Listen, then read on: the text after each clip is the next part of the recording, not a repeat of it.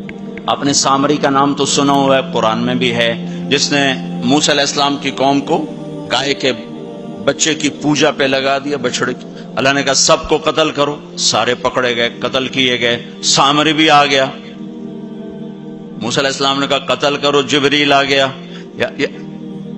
موسیٰ، اللہ تعالیٰ کہہ رہے ہیں اسے قتل نہ کرو، یہ اپنی موت آپ مرے گا۔ تو موسیٰ علیہ السلام کہنے لگے جو سارے کفر کا سبب بنا، اسے کیوں چھوڑ رہے ہیں؟ تو اللہ تعالیٰ نے کہا سخی ہے، سخی کو قتل کرنا مجھے اچھا نہیں لگتا، چھوڑ دو، اپنی موت آپ مر جائے گا۔ کافر کو سخاوت قتل سے بچا گئی۔ جب ایمان والا کوئی مرد عورت سخی ہوگا تو اللہ کی بارگاہ میں کیسے اونچے مرتبے لے کر جائے۔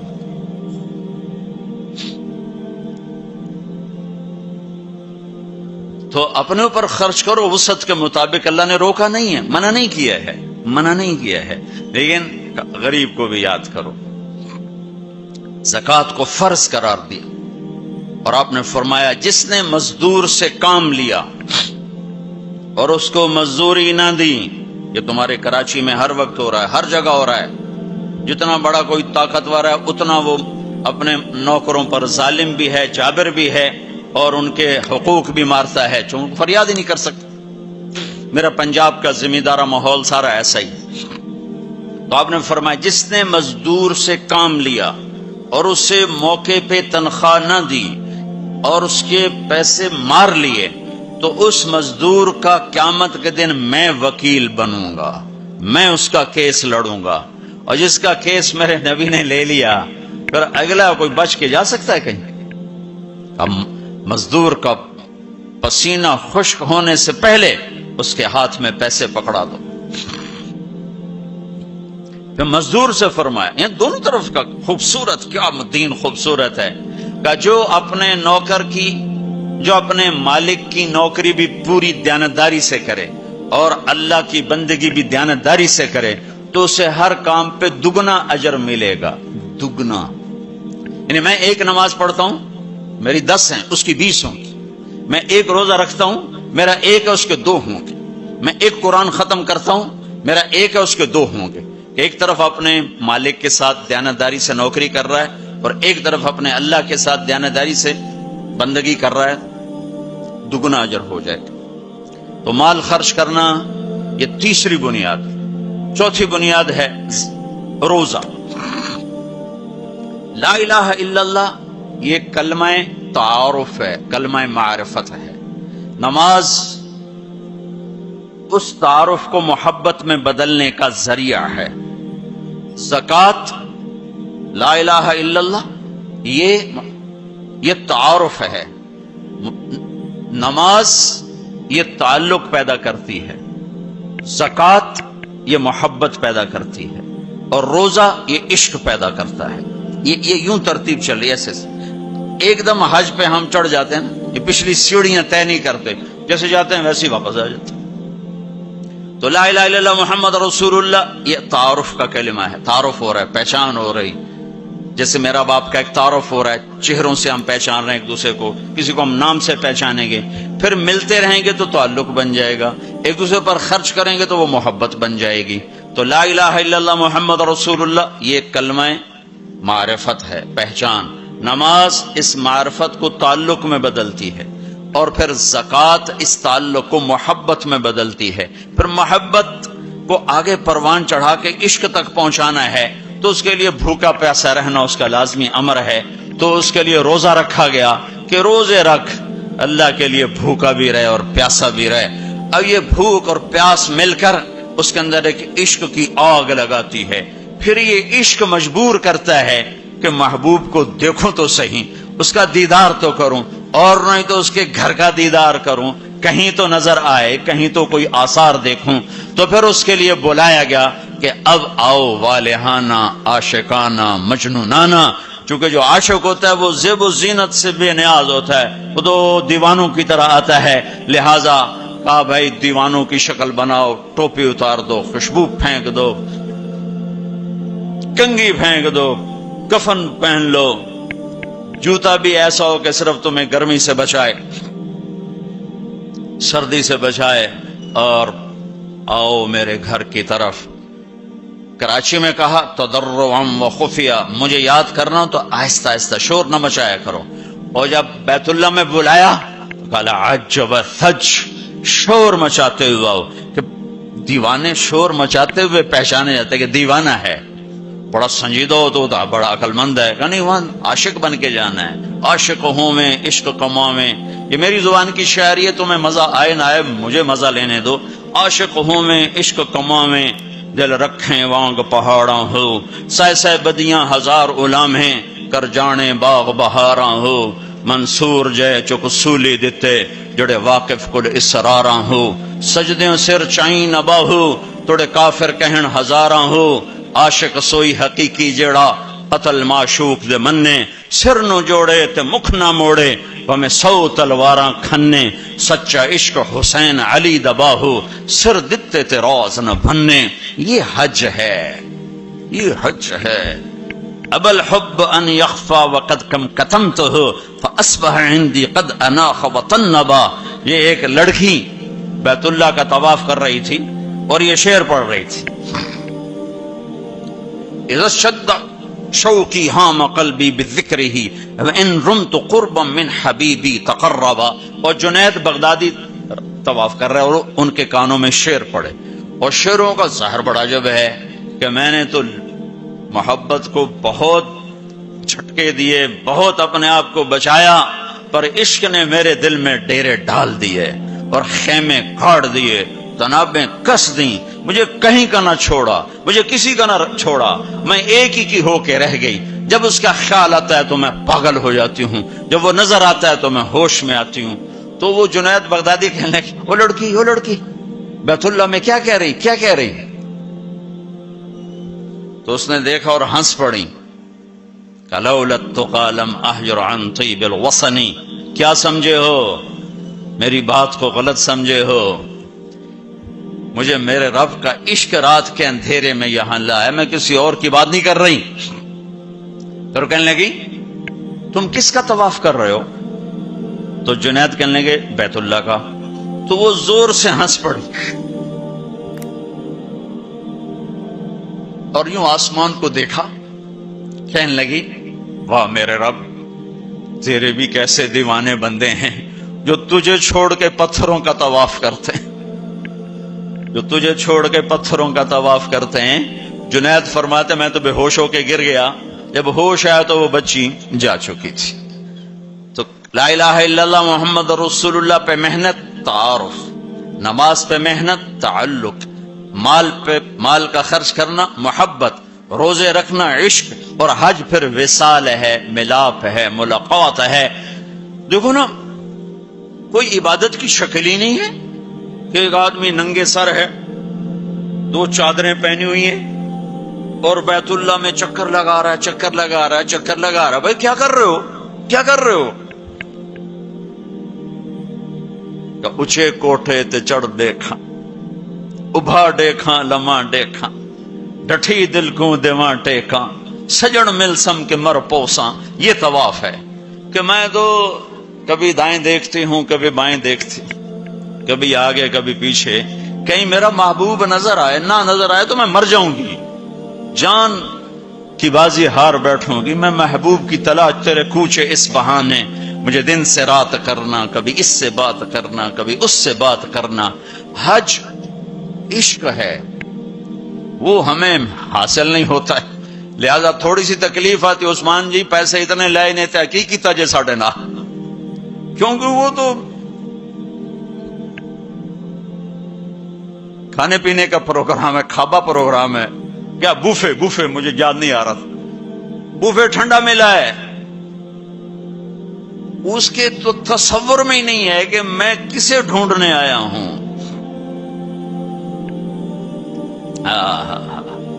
ایسا تو نہیں حسین بچوں سمیت نیزوں پہ چڑھ گئے تھے، ایک بول کے ساری نسل بچا سکتے. کون سی نسل؟ اہل البیت. کون سی نسل؟ آل الرسول. کون سی نسل؟ کائنات کی پاکیزہ ترین نسل. ایک بول پہ وہ اپنی بچا سکتے، اور جنت کا بھی کوئی نقصان نہ تھا. نہیں، اللہ پہ سودا نہیں ہو سکتا، کاٹ دو. تمہارا تاجر جھوٹ بولنے کو تیار، جھوٹ چھوڑنے کو تیار نہیں، سود چھوڑنے کو تیار نہیں۔ کتنے بڑے تاجروں نے میرے ساتھ متھا مارا کہ سود کے بغیر تجارت چلا کے دکھاؤ، سود کے بغیر تجارت کیسے چلے گی؟ کہ اللہ مطلب اللہ کو مقصود نہیں بنایا، اللہ کو ڈھونڈنا پانا اور اللہ کی طلب زندگی کا مقصد نہیں بنایا۔ یہی دھوکے کے گھر اور مچھر کے پر اور مکڑی کے جالے کی دوڑ ہے۔ اسی کو عزت سمجھا، اسی کو بڑائی سمجھا، اسی کو بلندی سمجھا، اسی کو معراج سمجھا۔ آج آنکھ بند ہوگی تو پتہ چلے گا کہ میں تو کسی بہت بڑے دھوکے کا شکار ہو کے آیا ہوں۔ اس لیے قیامت کا دن کو یوم التغابن بھی کہتے ہیں، تغابن کے نام پر سورت اتری ہے کہ اس دن لوگوں کو پتہ چلے گا ہائے ہائے دھوکے میں رہ گئے۔ ذالک یوم التغابن، یہ ہے جس دن دھوکا کھلے گا کہ ہم تو دھوکے میں رہ گئے۔ تو بھائیو بہنوں، حج کا اصل موضوع سمجھو، اللہ کو پانا اور اللہ کے لیے جینا اور اللہ کے لیے مرنا اور اللہ پہ مٹ جانا، یہ حج کا مغز ہے، یہ حج کی روح ہے۔ باقی اس کے اعمال ہیں، کچھ سفر کی ضرورتیں ہیں، کچھ وہاں رہنے کی ضرورتیں ہیں، کچھ حج کے جو شرعی اعمال ہیں کچھ ان کی ضرورتیں ہیں، ہے لیکن جو حج کی روح ہے وہ ہے اللہ کو ڈھونڈنا، قبلہ بدلنا، قبلہ یہ دل اللہ کو دینا۔ ایک صحابہ نے پوچھا یا رسول اللہ الاسلام، یا رسول اللہ اسلام کیا ہے؟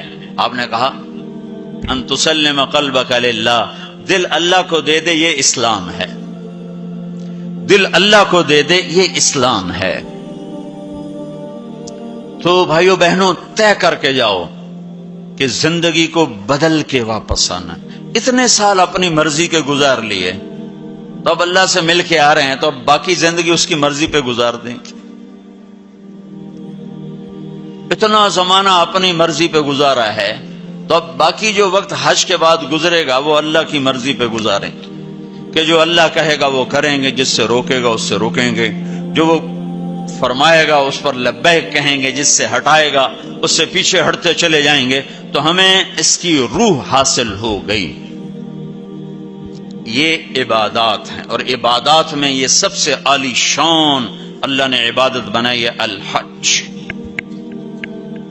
اور ایک اور میں نے غور کیا، اللہ تعالیٰ نے نماز فرض کی تو فرمایا کہ ان الصلاۃ علی المؤمنین کتابا موقوتا، نماز ایمان والوں پر فرض ہے، اس میں اللہ کا نام کوئی نہیں ہے۔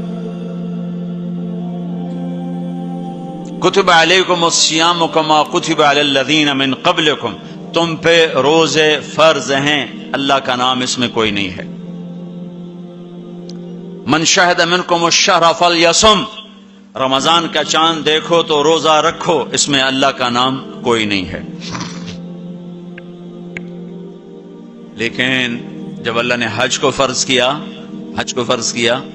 تو اب میں وہ آیات دوبارہ پڑھ، ان الصلاۃ کانت علی المؤمنین کتابا موقوتا، نماز فرض۔ کتب علیکم الصیام کما کتب علی الذین من قبلکم، روزہ فرض۔ اقیموا الصلاۃ وآتوا الزکاۃ وانفقوا، زکوٰۃ فرض۔ اور جب اللہ تعالیٰ حج فرض فرمانے لگے تو اس کو یوں پیش کرتے، کتب علیکم الحج، تم پہ حج فرض ہو گیا، یہ نہیں۔ وللہ علی الناس حج البیت من استطاع الیہ سبیلا ومن کفر فإن اللہ غنی عن العالمین۔ جس طرح اللہ نے حج کو پیش کیا ہے، کسی عمل کو ایسے پیش نہیں کیا جس طرح اللہ پاک نے حج کو فرض بنا کے پیش کیا ہے، کسی فرض کو ایسے پیش نہیں کیا کہ نام ہی اپنا ہے، وللہ وللہ وللہ۔ اور یہ جو لام ہے، پہلے لام پھر اللہ، تو بن گیا للہ۔ تو لام کے یہاں دو مطلب ہیں، للہ، بھائی حج کیوں کر رہے ہو؟ اللہ کے لیے کر رہا ہوں، اور کوئی حاجی تو نہیں کروانا، اللہ کے لیے کر رہا ہوں۔ وللہ، بھائی کدھر جا رہے ہو؟ احرام باندھا ہوا ہے، پتہ ہے حج پہ جا رہے ہیں، وہ بھی کہے گا حج پہ جا رہا ہوں، یہ کہے گا عمرے پہ جا رہا ہوں، لیکن اللہ نے تاثر کیا دیا ہے لام کے ذریعے سے، وللہ۔ کہاں جا رہے ہو؟ کہا جی میں اللہ کی ملاقات پہ جا رہا، اللہ نے بلایا ہے تو میں ملاقات کے لیے جا رہا ہوں. وللہ، اتنی خوبصورت ابتدا ہے. اور پھر آگے حج فرض کرنا ہے ایمان والوں پر، اور ایمان والوں میں مالداروں پر، اور مالداروں میں صحت مند پر. 3 شرطیں ہیں، ایمان بھی شرط ہے، مال بھی شرط ہے، صحت بھی شرط ہے. مال والا ہے، صحت کوئی نہیں، حج ساقط. ایمان والا ہے، مال کوئی نہیں، حج معاف. تو یہ 3، ایمان بھی ہو، مال بھی ہو، صحت بھی ہو. لیکن اللہ نے پیش کیسے کیا ہے؟ وَلِلَّهِ عَلَى النَّاسِ. عَلَى النَّاسِ میں کافر، مسلم، مشرک، مومن، سب، مالدار، غریب، فقیر، امیر، سب، بیمار، صحت مند، سارے، معذور، دوسرے، سارے. عَلَى النَّاسِ، عَلَى النَّاسِ. ہے کوئی میرے بندوں میں جو اپنے رب سے ملاقات چاہتا ہو؟ ہے کوئی جو اللہ کی ملاقات چاہتا ہو؟ انداز یہ ہے. اور آگے چونکہ صرف مالداروں کو اور صحت مند کو لینا ہے تو کہا حج البیت من استطاع الیہ السبیلا. اس کو آخر میں لائے، پہلے نہیں لائے، آخر میں لائے کہ ہاں بھائی تمہارے رب کی تمنا تو یہ ہے کہ سارے ہی آ جاؤ میری ملاقات کی. ایک واحد بادشاہ ہے جو فقیروں کا ہجوم دیکھ کے خوش ہوتا، جو سوالیوں کا ہجوم دیکھ کے خوش ہوتا ہے. باقی جتنے ہیں وہ سوالیوں کو دیکھ کے ڈانٹتے بھی ہیں، بھاگتے بھی ہیں، دروازے بھی بند کرتے. ایک اللہ ہے، عجب صفت ہے. مانگو تو خوش ہوتا ہے، نہ مانگو تو ناراض ہو جاتا ہے. مانگتے کیوں نہیں؟ سب سے آخری جنتی کو اللہ تعالیٰ بڑے مزے سے نکالے گا جنت. اسے ایک اعلیٰ درجہ دینا ہے جو اس کا سٹیٹس ہے، اس سب سے آخری جنت. تو اس کو اللہ تعالیٰ جہنم پر لائے گا، پیچھے کمر جلے گی، آگے جسم محفوظ.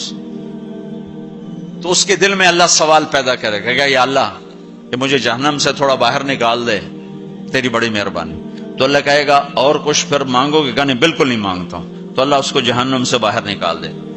تو آگے تھوڑی سی جنت دکھا دے. اب آدمی کی حرص و حوث تو ختم ہو نہیں سکتی. تھوڑی دیر بعد کہے گا یا اللہ وہ چھوٹی سی جنت مجھے دے دے، تیری بڑی مہربانی. تو اللہ کہے گا پھر اور تو نہیں مانگے گا؟ کہنے بالکل، تیری عزت کی قسم نہیں مانگتا ہوں. تو اللہ وہاں پہنچا دے. تھوڑی دیر کے بعد ایک اور اس کو درجہ دکھا دے. جب ادھر دیکھے گا، پہلے آدمی پیدل اور کہتے اللہ سائیکل ہی دے دے. جب سائیکل آ جاتا ہے پھر کہتا ہے اللہ موٹر سائیکل دے دے. جب موٹر سائیکل آ جاتا ہے پھر کہتا ہے اللہ گڈی دے دے، چاہے سزوکی کیوں نہ ہوئے. جب سزوکی آ جاتی پھر یا اللہ ٹوٹا ہی دے دے. تو آدمی کا حرص آگے آگے جاتا ہے. تو تھوڑی دیر تک تو دیکھتا رہے گا، پھر چپ، پھر کہے گا جی اللہ یہ مجھے درجہ دے دے، تیری بڑی مہربانی. تو اللہ فرمائیں گے پھر آگے تو نہیں مانگو گے؟ نہیں، تیری عزت کی قسم آگے نہیں مانگتی. تو اللہ وہاں پہنچا دے گا. پھر اس کا اصلی مقام اس کو ظاہر کرے گا جہاں اس نے جانا ہے.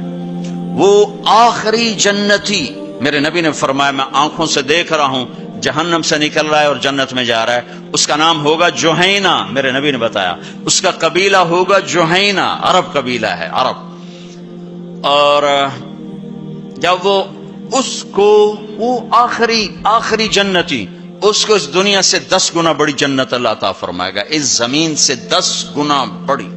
تو اللہ یوں دکھائے گا. تو اب وہ اس کو دیکھے گا تو اب جو نظر آ رہا ہے وہ حقیر ہو جائے گا.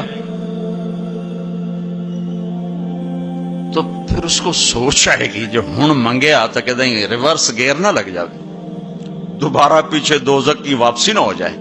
تو لہذا چپ، اندر میں ابال اٹھ رہے ہیں کہ مانگوں، اور ڈر لگ رہا ہے کہ اتنی دفعہ قسمیں کھائیں توڑ دیں، قسمیں کھائیں توڑ دیں. تو کہیں اللہ تعالیٰ آگے چل بہنوں واپس کر دو. تو لہذا چپ کر کے بیٹھو. اللہ تو اندر کا بھید جانتا ہے. ہائے ہائے. تھوڑی دیر کے بعد اللہ کہے گا مانگتے کیوں نہیں، مانگتے کیوں نہیں؟ کہے گا یا اللہ سألتک حتی استحییت وحلفت فیک حتی استحییت. یا اللہ میں نے اتنا مانگا کہ اب مانگتے شرم آتی ہے، اور اتنی دفعہ قسمیں توڑی ہیں کہ اب قسم توڑتے ہوئے شرم آتی ہے. تو اللہ تعالیٰ فرمائیں گے واہ واہ، تو نے مجھے لگتا ہے سمجھائی نہیں. اچھا اگر میں تمہیں دنیا سے 10 گنا بڑی جنت دے دوں تو راضی ہے؟ تو کہے گا یا اللہ رب ہو کے مذاق تو نہ کر میرے ساتھ. تو اللہ تعالیٰ فرمائے کہ مذاق نہیں کر رہا ہوں، چل تیرے لیے دروازے کھل گئے ہیں۔ تو اللہ واحد شہنشاہ ہے، مانگو تو خوش ہوتا، نہ مانگو تو ناراض ہوتا، اور جتنا مانگو اتنا خوش ہوتا۔ بعض لوگ اشکال کرتے ہیں کہ یہ اتنے نیک آدمی ہیں، یہ دعائیں مانگ مانگ کے تھک گئے، ان کی قبول ہی نہیں ہو رہی، اور یہ فلاں آدمی ایسا ہے کہ وہ ایک کام سیدھا نہیں دعا کرتا ہے قبول ہو جاتی۔ تو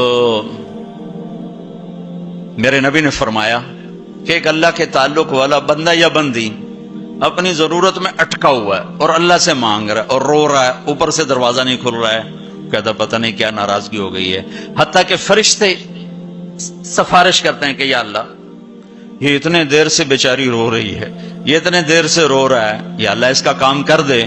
تو اللہ تعالیٰ فرماتے احب ان اسمع حنینہ، مجھے اس کا رونا بڑا پیارا لگ رہا ہے، میں چاہتا ہوں کچھ اور رو لے، دے دیا تو پھر کیا رونا، لہذا میں چاہتا ہوں تھوڑا یہ رو لے، اس لیے لیٹ ہو رہا ہے، اس لیے لیٹ نہیں ہو رہا کہ میں ناراض ہوں۔ تو اللہ تعالیٰ کے مختلف اپنے بندوں کے ساتھ معاملات ہیں۔ تو حج میرے بھائیو بہنوں، وَلِلَّهِ عَلَى النَّاسِ حِجُّ الْبَيْتِ مَنِ اسْتَطَاعَ إِلَيْهِ سَبِيلًا، آؤ بھائی آؤ، اپنے رب کی ملاقات کے لیے آؤ، سارے آؤ، ایمان لے کر آؤ، کافر کلمہ پڑھ لو اور کلمے والے تیاری کر لو، پھر آگے نرمی کر دی، اچھا بھائی جو آ سکتا ہے وہ تو ضرور آئے۔ اس پیشکش میں اتنی محبت تھی کہ سننے والے کو یہ شک پڑ سکتا تھا کہ لگتا ہے اللہ کو ہمارے حج کی ضرورت پڑ گئی ہے، تو پھر ومن کفرا، نہیں آؤ گے نا، یہاں کفر سے مراد کافر ہونا نہیں، ومن کفرا، جو حج پہ نہیں آتا فإن اللہ لغنی عن العالمین، تو مجھے صرف تمہاری نہیں، مجھے تو کل کائنات کی پرواہ کوئی نہیں، تم نہیں آؤ گے تو کیا ہو جائے گا۔ تو آخر میں اپنی ذات کو صاف کیا ہے اور شروع میں اپنی محبت کا اظہار کیا ہے۔ تو بھائی بہنوں یہ نیت کر کے جاؤ کہ واپس والی زندگی وہ نہیں ہوگی جو پہلے تھی، وہ نہیں ہوگی جو پہلے تھی۔ تو اللہ کی ملاقات اس طرح ہو کہ ماضی اور حال اور ہو جائیں اور مستقبل اور ہو جائے، تو گویا ہم اللہ کی بارگاہ میں اپنی مہر لگوا کے آ گئے۔ یہ اسلام کا عبادت کا پہلو ہے۔ یہ عبادت کا پہلو اس وقت مکمل ہوگا جب اس کے ساتھ اخلاق کا پہلو جڑے گا، وہ ہے لوگوں کے حقوق ادا کرنا۔ سب سے انشاءاللہ میں اللہ کے نبی کا خطبہ پڑھ کے سناؤں گا عرفات میں۔ 3 دن آپ نے تقریر فرمائی، تینوں دن ایک ہی جگہ سے بیان شروع کیا، لوگوں تمہاری عزتیں، تمہارے جان، تمہارے مال ایک دوسرے کے لیے حرام ہو گئے، کسی کی عزت پہ، کسی کے مال پہ، کسی کی جان پہ ہاتھ نہ ڈالنا۔ اور آخری جملہ ہے لا ترجعوا بعدی کفارا یضرب بعضکم رقاب بعض، دیکھو میرے بعد کافر نہ ہو جانا کہ ایک دوسرے کے گلے کاٹتے پھر رہے ہو، ایک دوسرے کے گلے کاٹتے پھرنا گویا میرے نبی کی نظر میں کافر ہو جانا ہے۔ یہ آخری جملہ تھا۔ اور پھر ایک اور آخر لا تسودوا وجہی یوم القیامہ، دیکھو مجھے قیامت کا دن تمہاری وجہ سے شرمندہ نہ ہونا پڑے، مجھے شرمندہ ہونے سے بچانا۔ یہ آپ کے خطبات کے آخری الفاظ ہیں۔ تو ایک تو اس کی تفصیل حج کیسے کر رہا ہوں، وہ کتابیں موجود ہیں، سارے کو چھوٹے چھوٹے پمفلٹ موجود ہیں، آپ آسانی سے اس کو فالو کر سکتے ہیں۔ اور اگر اس میں کوئی اونچ نیچ ہو جاتی ہے تو مینا بکروں سے بھرا پڑا، 1 بکرا دے دو، 2 دے دو، 4 دے دو، 5 دے دو، جتنے مرضی دے دو، وہ ہو جائے گا۔ تو جب تم اتنے پیسے خرچ کر کے جا رہے ہو تو میرے نبی سے پوچھا گیا یا رسول اللہ سب سے بہترین حج کیا ہے؟ الحج والثج، سب سے بہترین حج ہے لبیک کہنا زور زور سے اور قربانی کرنا اپنی وسعت کے حساب سے، خون بہانا یعنی قربانی کرنا۔ ہمارے نبی اگر اپنی طرف سے قربانی کرتے تو 1 بکرا ذبح کر دیتے، 1 دمبا ذبح کر دیتے، 1 مینڈا چھترا۔ ساری زندگی ہمارے نبی عید قربان پر 2 قربانیاں کرتے تھے، 2 چھترے، 1 اپنی طرف سے کرتے تھے اور 1 امت کی طرف سے کرتے تھے، ساری 2۔ لیکن جب آپ نے حج کیا تو آپ نے کتنی قربانیاں فرمائیں؟ آپ کی عمر مبارک 63 سال تھی، تو آپ اور حضرت علی کے اونٹ مشترکہ مل کر 100 تھے، 100۔ تو وہ 100 اونٹ میں سے آپ نے 63 اونٹ الگ کروا لیا، ہر سال کا ایک اونٹ، اور ایک اونٹ میں 7 قربانیاں ہوتی ہیں، ایک میں 7 ہوتی ہیں۔ پھر ان میں سے 5 کو الگ کیا، 5 میں سے ایک کو سامنے لایا گیا اور اس کو کھڑا کر کے آپ نے ذبح کیا، کھڑا کر اس کے یہاں یوں برچھا مارا یوں۔ تو یہاں تو جانور ہو، بکرا ہو، اونٹ ہو، جب اس کو برچھا لگتا ہے تو وہ شور مچاتا ہے، کرتا ہے، لیکن جب وہ اس اونٹ کو لگا نبی کے ہاتھ سے برچھا تو اس کی خوشی سے ہائے نکلی، اور پیچھے جو اونٹ کھڑے تھے ان میں جنگ شروع ہو گئی۔ ہر اونٹ رسی توڑ کے آگے بڑھ کے ذبح ہونے کی کوشش کر رہا تھا کہ کہیں میں پیچھے نہ رہ جاؤں، میں پہلے ذبح ہو جاؤں، میں پہلے ذبح۔ نہ شود نصیب دشمن کہ شود ہلاک تیغت، سر دوستاں سلامت کے تو خنجر آزمائی، ہم آہوان صحرا سر خود نہاد برکف با امید آن کے روزے بشکار خواہی آمد، کہ آج سارے جنگل کے ہرنوں کو انتظار ہے کہ آج ہمارا محبوب شکار کرنے آ رہا ہے، تو ہر ہرن گردن جھکا کے کھڑا ہے کہ میں ذبح ہو جاؤں، میں ذبح ہو جاؤں، میں ذبح ہو جاؤں۔ تو یہ شعر میرے نبی پہ فٹ آتا ہے کہ سارے اونٹوں میں جنگ شروع ہو گئی اور ہر ایک کا زور تھا میں ذبح ہو جاؤں، میں ذبح ہو جاؤں۔ آپ نے 63 اونٹ ذبح فرمائے اور برچھا پھینک دیا، اور اپنی بیویوں کا حصہ اس میں نہیں رکھا، بیویوں کے لیے الگ قربانی کی، بیویوں بیگمات کے لیے الگ قربانی کی، اور اپنے 63 اور 7 ہر اونٹ میں، اور پھر یہاں تک فرمایا کہ علی جو گوشت بنائے اس کو مزدوری گوشت میں سے نہیں دینی، میں الگ سے دوں گا، اس کا ہر ٹکڑا اللہ کے نام پہ جانا چاہیے۔ گوشت میں سے مزدوری بھی نہیں دی، الگ سے مزدوری دی، اور پھر فرمایا کہ آؤ بھائی جو لے جانا چاہتا ہے لے جائے۔ پھر فرمایا حضرت علی سے کہا ایک ایک بوٹی سارے اونٹوں سے لے لو اور ایک دیگ چڑھا دو، تو وہ ایک ایک بوٹی سارے اونٹوں سے لے کر دیگ چڑھائی، پھر آپ نے اس کے پکنے کا انتظار کیا، جب وہ تیار ہو گئی تو پھر آپ نے حضرت علی نے چند اور صحابہ نے مل کر اس کا گوشت کھایا، شوربہ پیا، اور پھر اس کے بعد آپ طواف زیارت کے لیے تشریف لے گئے۔ تو اب مالدار لوگوں قربانی کرنا دل کھول کے، ماڑے ماڑے جانور نہ تلاش کرنا، بھائی سستا کڑا لبدا ہے، اللہ کے نام پہ لگانا، جھگی پھونک تماشا ویک ہماری پنجابی کی مثال ہے، لگا تو صحیح پھر دیکھ آتا کیسے ہے واپس۔ ایک صحابی ہیں ابو الدحداح، ایک آیت اتری من ذا الذی یقرض اللہ قرضا حسنا یضاعف له اضعافا کثیرا، تو وہ ایک انصاری صحابی نے آیت سنی، وہ بھاگے ابو الدحداح، ارے آج عجب آیت آئی ہے، کیا کہ اللہ کہہ رہا کوئی ہے مجھے قرضہ دے میں واپس کروں کئی گناہ کر کے۔ تو ابو الدحداح آئے دوڑے یا رسول اللہ کیا اللہ نے یہ کہا ہے کہ مجھے قرضہ دو میں واپس کروں؟ ہاں۔ کہا یا رسول اللہ اللہ کو کیا ضرورت قرضہ مانگنے کی، کہ اللہ چاہتا ہے اس کے بدلے اللہ تمہیں جنت دے۔ کہا اچھا اگر میں اللہ کے نام پہ دوں تو آپ وعدہ کرتے ہیں میری جنت کا؟ ہاں وعدہ۔ کہ میری بیوی کی جنت کا؟ کہاں وعدہ۔ کہ میرے بچوں کی جنت کا؟ کہا ابو الدحداح تو زیادہ ہی مانگتا جا رہا ہے، پر تیرے بچوں کا بھی؟ کہا یا رسول اللہ ہاتھ بڑھائیں، میرے 2 باغ ہیں دونوں اللہ کے نام پہ صدقہ۔ ہم کہا نہیں ایک دے دو، ایک رکھ لو، ایک بچوں کے لیے رکھو، ایک اللہ کے نام پہ دو۔ کہا اچھا پھر میرا وہ باغ جس میں 600 کھجوریں ہیں وہ میں نے اللہ کو دے دیا۔ ہم کہا ٹھیک ہے جا تو تیرے بچے تیری بیوی جاؤ جنت۔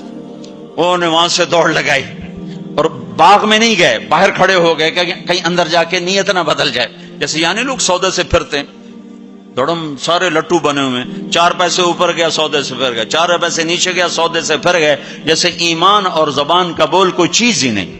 پیسہ ہی خدا بناؤں بھائی، پیسے کے پیچھے ایمان بھی بک رہا ہے، عزت بھی بک رہی ہے، غیرت بھی بک رہی ہے۔ میرے نبی نے فرمایا میرا امتی ہر گناہ کر سکتا ہے، ایک جھوٹ نہیں بول سکتا، ایک دھوکہ نہیں دے سکتا۔ سارا کراچی جھوٹ اور دھوکے کا، کراچی نہیں میرا ملتان لے لو، لاہور، سندھ، بلوچستان، لے لو، سرحد لے لو، جھوٹ جھوٹ جھوٹ، دھوکا دھوکا دھوکا۔ میرا امتی ہر گناہ کر سکتا ہے، جھوٹ نہیں بول سکتا، دھوکا نہیں دے سکتا۔ ساری تجارت، سارا سب کچھ اس پہ آ چکا۔ تو آپ باہر کھڑے ہو گئے، کہنے گئے امت دہدا، بیوی کو بلایا، کہا کیا ہوا؟ کہا باہر آؤ باہر آؤ باہر آؤ۔ کیوں؟ کہا باغ اللہ کو دے دیا۔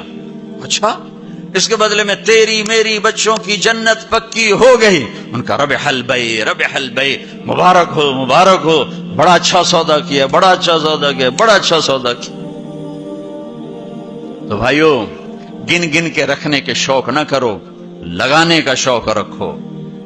اپنے اوپر بھی لگاؤ، اللہ روکتا نہیں۔ کماؤ حلال، حرام نہ ہو، جھوٹ نہ ہو، سود نہ ہو، خیانت نہ ہو، جوا نہ ہو، سٹا نہ ہو، ذخیرہ اندوزی نہ ہو۔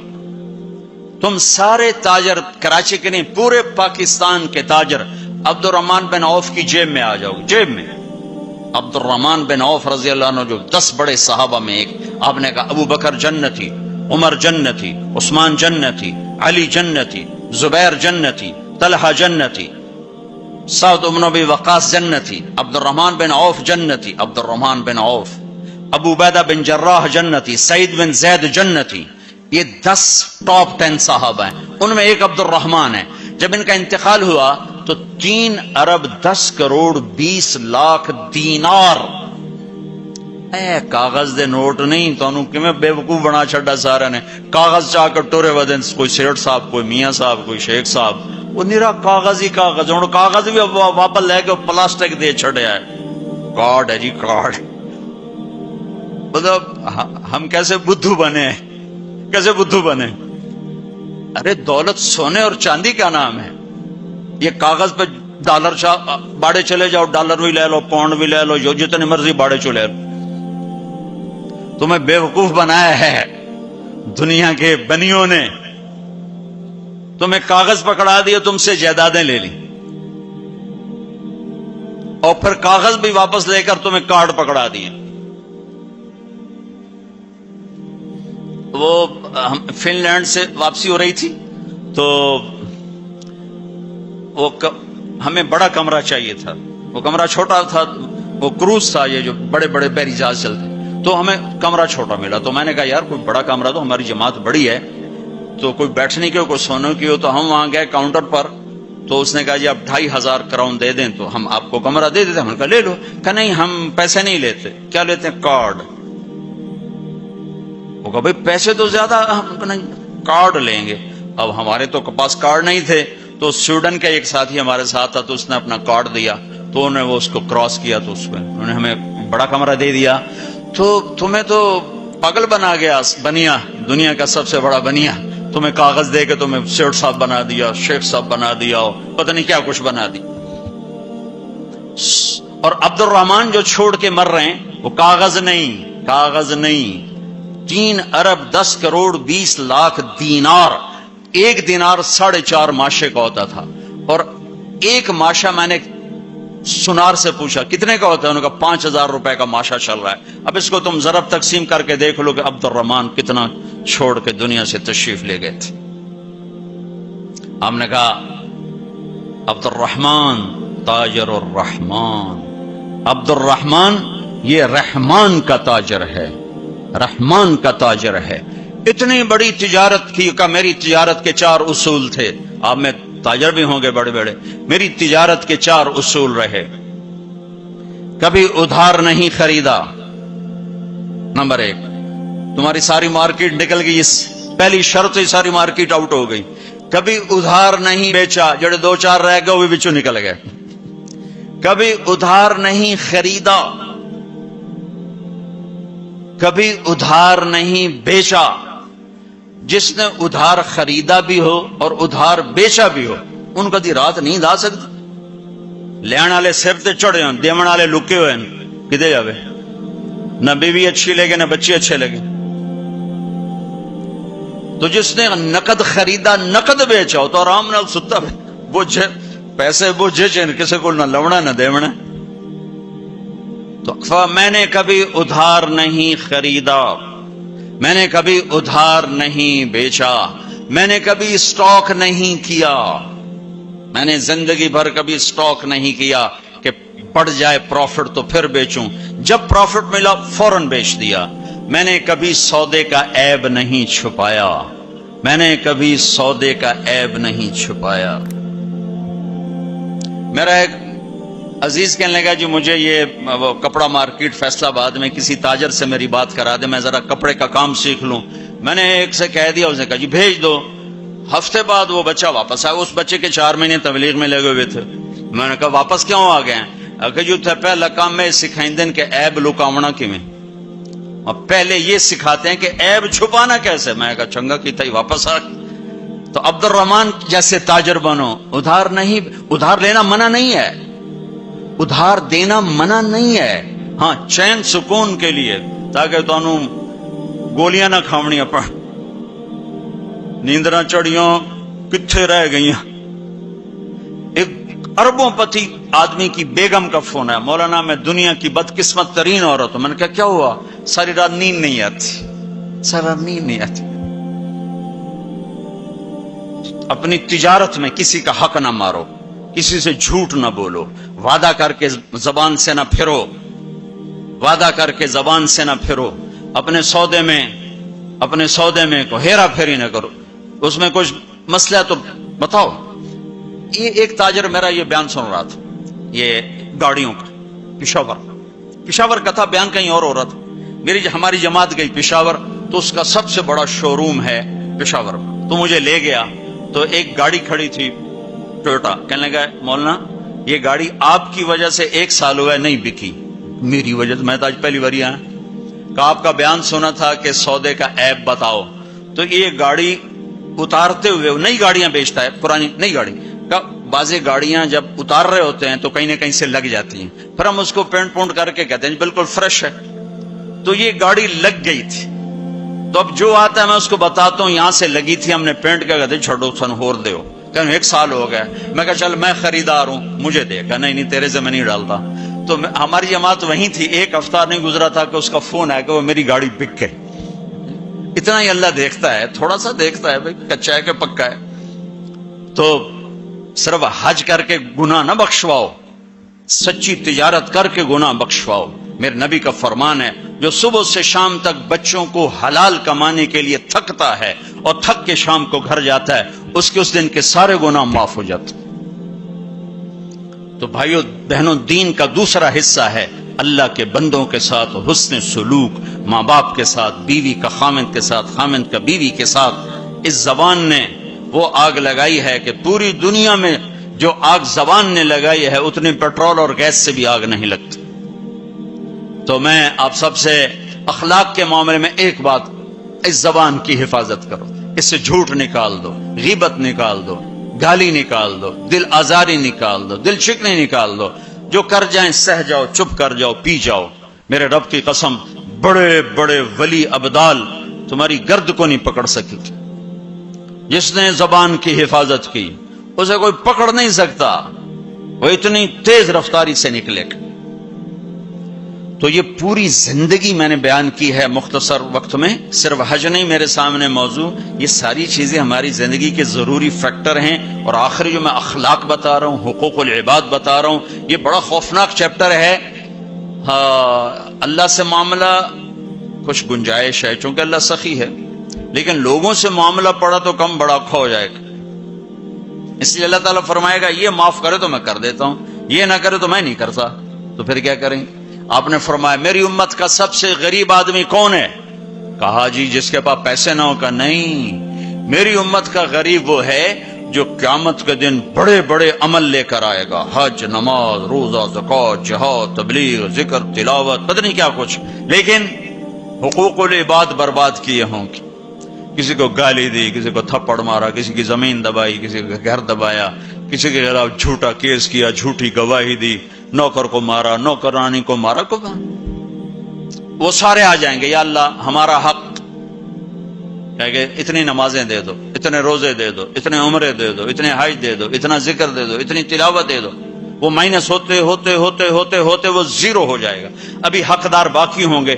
تو تو پھر اللہ تعالیٰ فرمائے گا ان کے گناہ اس کے سر پہ ڈالو. ساری زندگی زنا نہیں کیا اور لوگوں کے زنا سر پہ پڑ رہے. ساری زندگی شراب نہیں پی، لوگوں کی شراب سر پہ پڑ رہے. ساری زندگی جوا نہیں کھیلا، لوگوں کے جوئے سر پہ پڑ رہے. اور آپ نے فرمایا کہ ساری زندگی کی عبادتیں کھو کر اور لوگوں کے گناہ سر پہ لے کر یہ جہنم میں جا کے گرے گا. یہ میری امت کا غریب ہے. تو اپنے اخلاق بھی بھائیو بہنوں ٹھیک کرو، اور یہ ایک زبان ٹھیک کر لو تو سارے اخلاق ٹھیک ہو جائیں. میرے نبی نے فرمایا معاذ تمہیں سارے دین کا خلاصہ بتا